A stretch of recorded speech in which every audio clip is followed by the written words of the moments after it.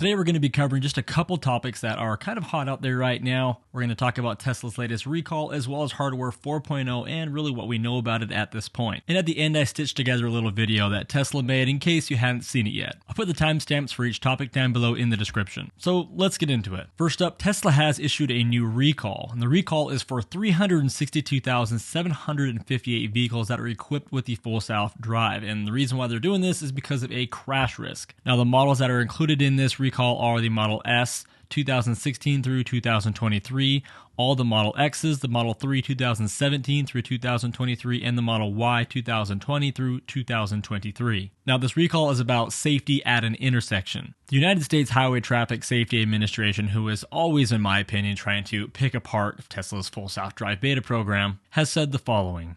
The system may allow the vehicle to act unsafe around intersections, including traveling straight through an intersection from a turn lane and proceeding through steady yellow traffic lights, such as traveling straight through an intersection while in a turn-only lane, entering a stop sign-controlled intersection without coming to a complete stop, or proceeding into an intersection during a steady yellow traffic signal without due caution. And they said Tesla is expected to fix this by April 1st. Now, this update is going to come via a software update. You don't need to take your car into any kind of service center if you happen to get one of the emails saying you're part of this recall. Now, if you're new to having a Tesla or you don't own a Tesla, what Tesla does is they send out software updates out to the car, sometimes every week, sometimes once every 3 months. It just depends. In the earlier days, we got them all the time. Now, at least part of the full self-drive system, we're getting like one, maybe two every couple months. So because this is an issue that is a software issue, they can send this out to the car to get it corrected. Now, to be totally honest, I wasn't super shocked when I heard about this recall. Over the last few videos, I've mentioned and shown you guys how the Tesla has been having issues with the turn lanes coming up to a stop at a stoplight.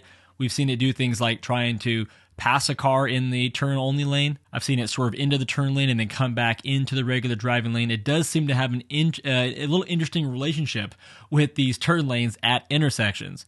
Although I will say that I have never one time had it go all the way to the end of the turn lane and then try and turn into the ongoing traffic.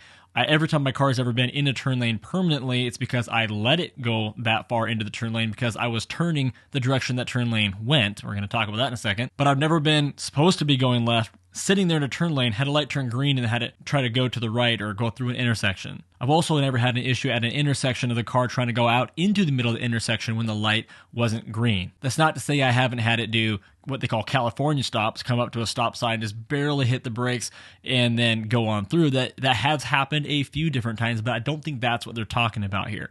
I'm curious what all you guys are going to say down in the comments, because I know there's definitely a lot of issues around the full self-drive system, hence beta, and it's got a long ways to go. We all know that. No one's denying that. But these specific issues, I just find it kind of interesting that these are what they're recalling, because I just haven't seen it. I put hundreds and hundreds of hours into full self-driving, both off camera and on camera. And there's obviously a ton more cars out there than 300 some thousand in those age ranges. So clearly this is an actually pretty small group of cars that are actually having this problem. Now, if you're watching this and you're not a part of the beta program, or you don't own a Tesla, you're not used to how the system works, it is rarely ever an issue with safety when the driver's in the driver's seat. Anytime you have the car in full self-drive, when you engage full self-drive in the vehicle, you can easily take control of the vehicle at any time. There's never a time when the car does something you didn't want it to do and you couldn't prevent it from happening. The only way that could have happened is if you just simply weren't paying attention.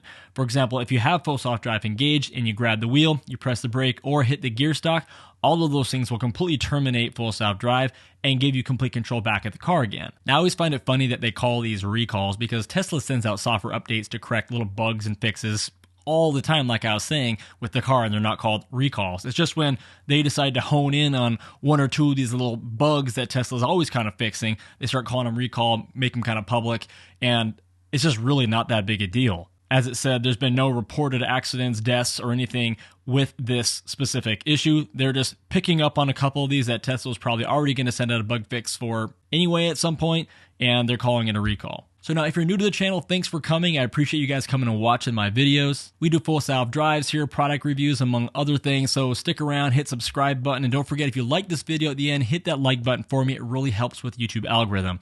Now next, Tesla is preparing to launch its new autopilot hardware 4.0. There's a lot of controversy around this one. The announcement could come as early as tomorrow or most likely around Investor Day, March 1st. So here's what we know so far. So last December, we learned that even though Tesla had removed the radar sensors from the hardware package in the newer vehicles and turned it off from some of the older vehicles, that in the future it was going to start putting them back in the vehicles again. This, of course, caused all kinds of controversy saying, well, what about my car, who doesn't have radar sensors? Electric reported recently about a Model 3 prototype that potentially featured a new full self-drive hardware suite. A report from China showed that Tesla applied with regulators for some modifications to its vehicles, which included new autopilot cameras. And we have reports that Tesla has also just done this in the Netherlands. If we go over to the Tesla forum TFF, we can see the new features listed and applied for. There we can see a list of changes to improve, such as Generation 4 Complex Vehicle Control System, which is autopilot, a new computer and GNSS antenna, and much more.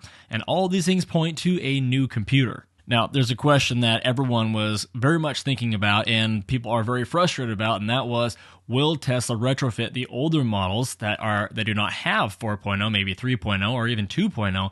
Will they bring them up to the 4.0? And to many people's dismay, Elon answered this recently saying, no, they will not be doing that. Elon said during the Q4 conference call when asked about this, the cost and difficulty of retrofitting hardware 3.0 with hardware 4.0 is quite significant.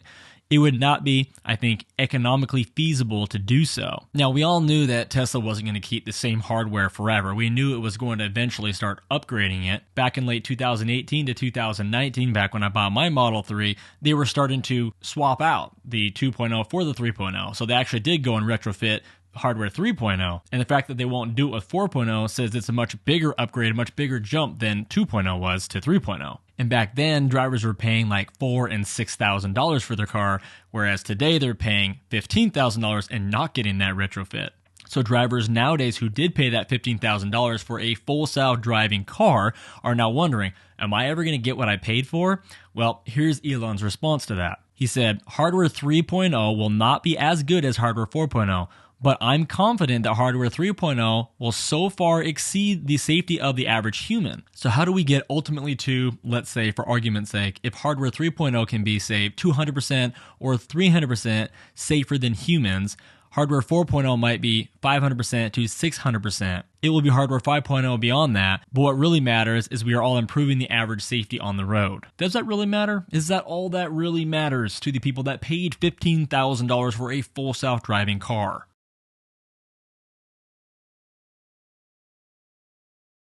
I mean, I don't know how to think about this, to be honest with you. And I know a lot of other people are really confused about how they're supposed to feel about this. I know a ton of people that paid the price knowing that the current hardware in their car probably would not entirely do what they wanted, but we saw what happened with 1.0 and 2.0 and the retrofits, and they're thinking, well, they did say that if I paid this price that my car would do this, and we saw it being upgraded before, and so we all kind of thought it was going to be upgraded in the future. Now, Elon never said that, so maybe that assumption is on a lot of us. So I'm really glad that Elon feels 3.0 will be better than the average driver on the road. That's great. However, when I paid for full self-drive, I signed up for full self-drive. I didn't feel like I was paying to just be a little better than the average driver on the road. And I think that's where a lot of people's frustration is we keep talking about being better than the average driver, but that's not what we thought we were paying for. That was a part of it. That was a big part of it.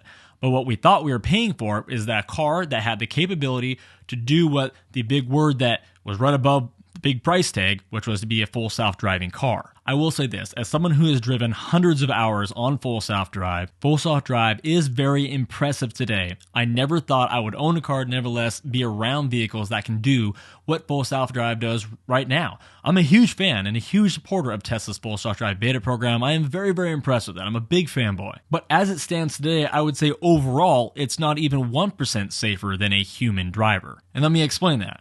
I mean, I'm not going to go with where it stands right now and go sit in the back seat and go, I'm safer back here than if I was in the driver's seat. I won't even say I'm relaxed when I'm in the driver's seat on full self-drive. In fact, quite the opposite. Your hands are always ready to interact, and Tesla tells you when you get inside this car, make sure you're ready to take over the vehicle at any time during the drive. And you have to drive that way, whether it's helping with the accelerator or maybe stopping it from, going into the turn lane when it's supposed to be staying out of the turn lane to pass a car in an intersection. Now, there are situations and parts of driving that I think are way safer than a human driver. For example, I think that when you're on a highway and it's cruising along and it's watching every angle of what's around you versus just where you're looking straight ahead, maybe you get some mirror views now and then, I think that's a lot safer. I think it's going to know when people are stopping ahead of you, and it's going to make sure that you don't blink or turn your head. And I've got videos out there of Tesla saving me from a car accident. Car cut into my lane at the last second. I was doing something with one of the kids for just a split second. Quick reaction to the kid, and the Tesla saw it and slammed on its brakes so I didn't hit the car. I mean, I think there's a lot of situational stuff. Changing lanes, turn the blinker on, car lets you know if there's someone in the blind spot, won't go if someone's there. All those situations, I think it does really great job at, and there certainly is a lot of parts of full self-drive that are phenomenal, that do a great job, that are way safer than a human can be. But in terms of like overall, like if I'm getting in the car right now and my entire drive to a destination, it is not safer than a human being yet. Nevertheless, 200 to 300% safer, 2 or 3 times safer than a human driver. So what I will say on this is that perhaps once it does get to the part that Elon says 3.0 can do, I will be content with that. Maybe if it does get there, considering I don't think it's at all yet overall safer than a human, if it does get to the point where it's 3 times safer, 2 to 3 times safer, I think that might be just enough to satisfy a lot of people. Yes, I do want it to be 6 times safer, that'd be great. But I feel like if we could at least get it to 2 to 3 times safer, where we're confident we could sit there and the car is driving, we're like, you know what, I'm better off with my hands off this wheel, I think a lot of people will be much happier with what they paid for. But I think we all have to admit the robo-taxi with hardware 3.0, not going to happen. So what does Tesla say about all this frustration? Well, we don't really know what Tesla's going to do about this, if anything. But we do know what a lot of other people are asking for, people that are going to be essentially left behind, 3.0, 2.0 hardware people. What they want, what they're calling for, is for Tesla to allow, and Elon to allow people who paid for the full self-drive program to buy a car that is capable of doing what they actually paid for. So if I buy a new 2023 car, okay, I want that to be able to use full self-drive in the car, but I already paid for it in another vehicle because, Elon, you said that my car will be able to do this. And if it can't do this, this is what they're saying. They're saying, I want to be able to transfer that to a new vehicle that can do it. I mean, hey, you're getting a second sale of another car too, so like whatever. But so far, Elon has not hinted on that. In fact, he's said repeatedly over the years that you will not be able to ever transfer full self-drive to another car, that when you buy it, it's a feature of that specific car. And just so you know, I have a 2019 Model 3 with hardware 3.0, and I have a 2022 Tesla Model Y with no radar and hardware 3.0. So I'm kind of right in that mix of people that don't have and people that just paid for a brand new car and don't have these features or don't have the ability to go to 4.0. But who knows? This all could change and that'll be fine. So we'll see. Okay, so last up, you might have already seen this video of the Berlin Gigafactory. I just think it's so cool to fly through looking at all the different stuff in there. So if you've already seen that video and you don't want to hear the commentary on it, just end the video right now. You know, thanks for coming, hit the like button, all that stuff. But I had seen the video, but I hadn't actually heard the commentary on it and what it actually is. So basically what I did was I just took the video and then took all the tweets that Tesla has put out on the different sections of it, and I'm just going to kind of read them through here as we go through the different sections of the video. I just found it so interesting. I'm a total nerd for this kind of stuff. I think it's really cool looking, so if you're into this kind of thing, keep watching. So there are 13 different body parts that are stamped with a total of 7,300 tons of force and a press line that runs at up to 16 parts per minute. The rear chassis underbody pieces are cast in a single piece using a custom aluminum alloy, replacing over 70 metal parts. In the body shop, stamped parts and chassis castings are welded together by 600 plus robots. Each car body is then lifted into the paint shop by one of the largest industry robots ever, named Godzilla. Giga Berlin is home to our most advanced paint system yet, enabling multi-layer painting for depth, dimension, and a hand-painted look. Finally, the vehicle moves to general assembly, where seats, HVAC, power electronics, driving units, and more are installed, using 20 plus automated stations. This is our biggest shop by head count. On any given shift, over 1,000 people are helping build Model Y. Anyway, I thought that was pretty cool, so see you guys next week.